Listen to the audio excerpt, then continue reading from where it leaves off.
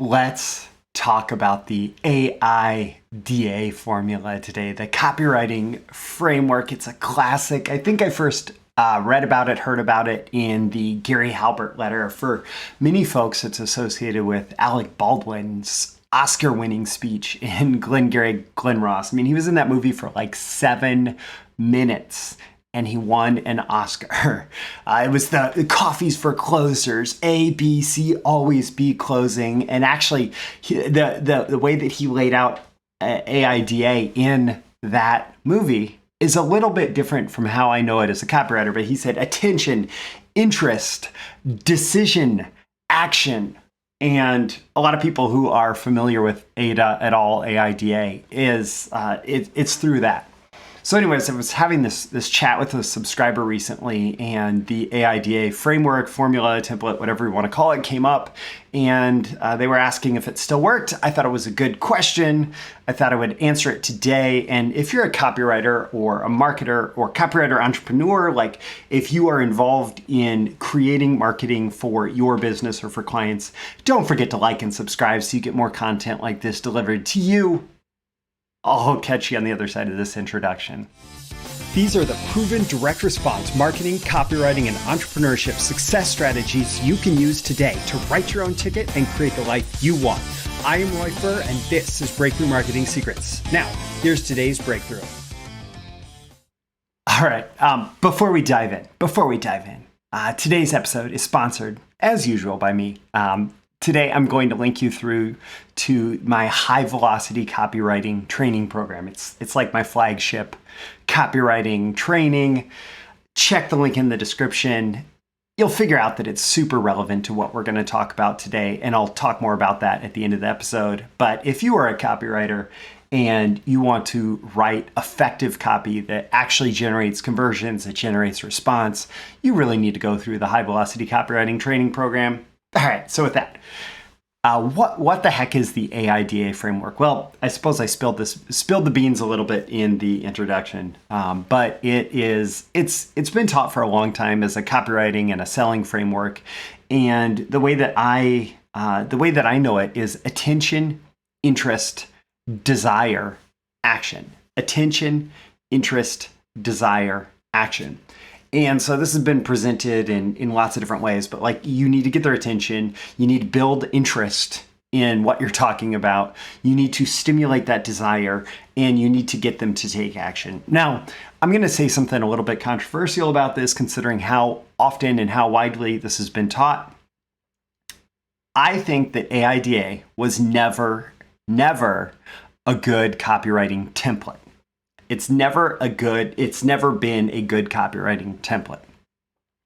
The thing is, like, it is good in this specific context. It is good when you think of it as the goals of what you want to evoke, right? You want to evoke certain states and certain emotions, certain feelings throughout the sales process.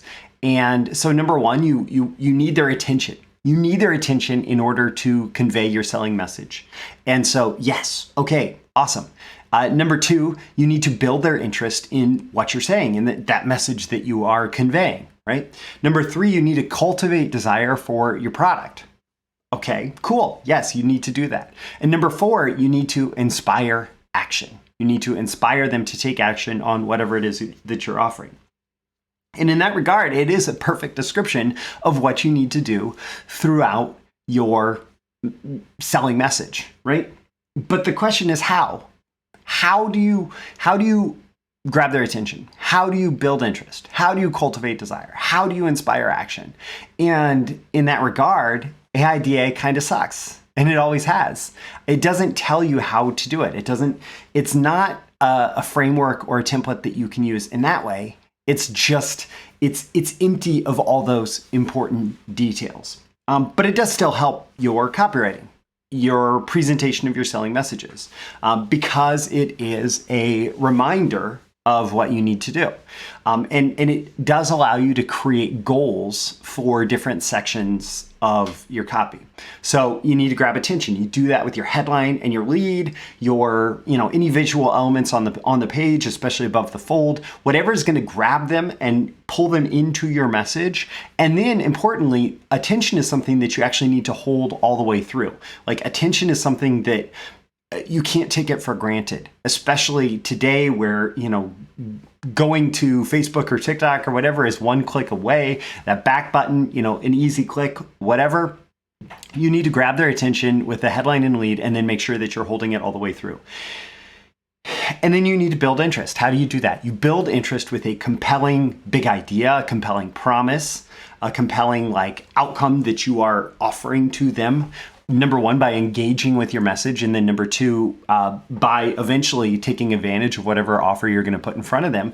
And you need to present this all with believability, meaning you can't just make empty claims. You have to say, okay, here is the outcome that I'm going to get for you. Here's how I'm going to make your life measurably better. And here is why you should actually believe me, right?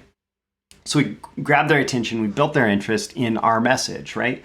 And so we're creating this interest, right? But that doesn't automatically mean that's interest in our message. That does not automatically translate into interest in our product and the desire to purchase a product. So we need to cultivate the desire for the outcome that we promise. And there's some of that in the gaining their interest, right? We offer to show you how to make a fortune in the stock market, right? Okay, so we present that in a believable way, but that is not necessarily, that's tied to our current message. That's not necessarily tied to our product yet. So we need to cultivate the desire for the outcome we promise by presenting either a desire fulfillment arc, right? So you have this desire, here's how you'll fulfill it, or a problem solution arc. So if we caught their attention with an offer to solve a problem, and then what we need to do is we need to show how buying our solution, our product, is going to solve their problem. And so there's this problem solution arc or desire fulfillment arc. It's basically the same thing. It's just how you think of it. But the key here is that we cultivate the desire for the outcome that we promise in a way that is actualized through our product or service. So we promise this outcome, but the way to get this outcome, the way to actually get it, is by buying the offer that we're going to put in front of them, right? And so at this point, we've grabbed their attention, we built their interest in what we've had to say, we've used that interest to cultivate a desire for our product or service. And now we need to inspire action. And we do that through offer plus urgency. So we make an offer, we make this compelling offer to them, we make an irresistible offer, right? Like we make this offer that's like, oh, I gotta have that because that's the solution to the problem or that's the fulfillment of the desire. This is how I'm going to get it. And then we add some type of urgency element to actually get people to get off their butts and respond and to give us money. Because oftentimes if we don't do that, people just won't do things that are even in their best interest. They could think, oh yeah, that's in my best interest, but I'll get around to it. And they never will. But if we add in those urgency elements, that's what generates response. And so when you think about this, I've kind of walked through this in some detail, but if you really want to go deep into this, each of these steps has different elements. And actually inside that high-velocity copywriting training that is linked in the description, I actually used AIDA to chunk the different sections of copy. And I provided much more specific frameworks and templates. So like in that training, I teach that there are 3 big idea types. And that is solve an present problem, present a 10x opportunity, and that's like a desire fulfillment thing, or to make an imminent prediction, which your imminent prediction when it comes true is going to create that urgent problem for the prospect that they're going to need to solve, or introduce a 10x opportunity for them. And so those 3 different big idea types require slightly different treatment. And what I did was I said, okay, here's how you grab their attention based on one of those three big idea types. Here's how you cultivate the interest in your message based on one of those three big idea types. Here's how you stimulate desire for your product or service tied to the three big idea types. And here's how you ask them for action. And I actually came at it two ways. I did it, in chunks like that. And then I went back through and I said, here's the template step-by-step to write those three different types of copy based on those three big idea types.